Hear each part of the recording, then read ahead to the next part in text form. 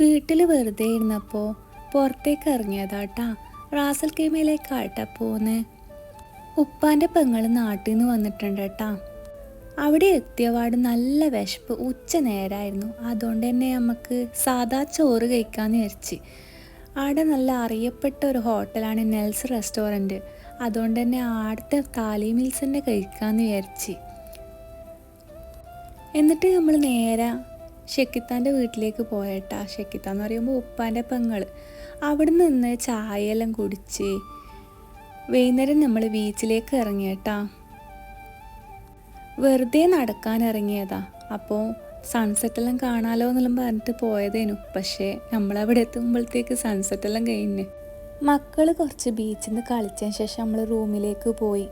ഷെക്കിത്ത നല്ല ചിക്കൻ ബിരിയാണിയും നെയ്പ്പത്തിലും ആക്കി വെച്ചിനേനി. അതും തിന്ന് നമ്മൾ തിരിച്ച് അജ്മാനിലേക്ക് വിട്ടട്ടാ.